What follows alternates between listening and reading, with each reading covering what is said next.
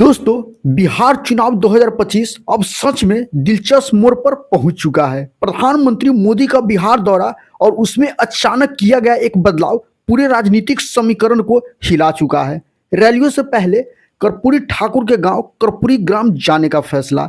सवाल ये है, आखिर मोदी जी ने ऐसा क्यों किया? क्या ये सिर्फ श्रद्धांजलि है या इसके पीछे एक गहरी चुनावी रणनीति? शुक्रवार से प्रधानमंत्री मोदी बिहार में एनडीए के प्रचार की शुरुआत करने जा रहे हैं। उनकी पहली दो बड़ी रैलियां समस्तीपुर और बेगूसराय में होगी, लेकिन उससे पहले उन्होंने जो प्लान बनाया है उसने सबको चौंका दिया है। पीएम मोदी पहले जाएंगे कर्पूरी ग्राम, यानी उस धरती पर जहां जननायक कर्पूरी ठाकुर का जन्म हुआ था।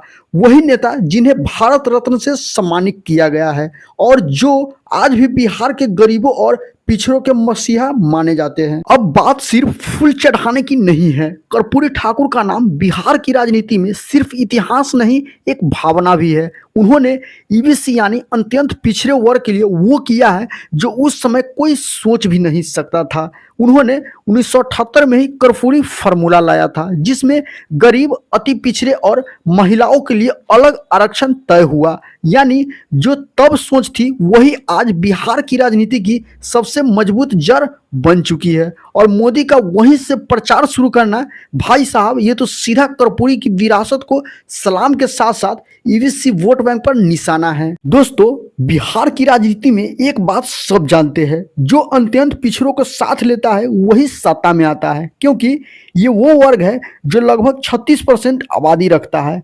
ना ये एकजुट होकर किसी एक पार्टी को वोट देता है, ना पूरी तरह बिखरता है, लेकिन फैसला यही करते हैं। नीतीश कुमार ने सालों पहले इसी कर्पूरी फार्मूला का इस्तेमाल करके अपनी पहचान बनाई थी, पिछड़ों के मसीहा के तौर पर।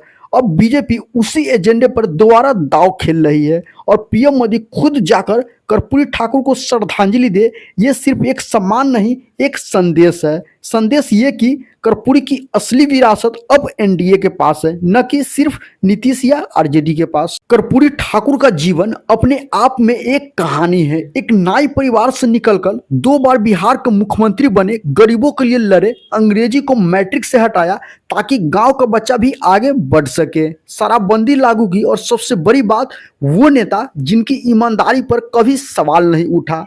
आज मोदी जी का कर्पूरी ग्राम जाना ये एक साइलेंट मैसेज है कि एनडीए अब विकास के साथ साथ सामाजिक न्याय की भी बात करेगा, यानी विकास भी सम्मान भी वाला लॉबी। दोस्तों, अब टाइमिंग पर गौर कीजिए। चुनाव है 6 और 11 नवंबर को, और मोदी जी का ये दौरा एकदम उसी वक्त तय हुआ जब नीतीश कुमार और तेजस्वी यादव दोनों अपने वोट बैंक बचाने में लगे हैं।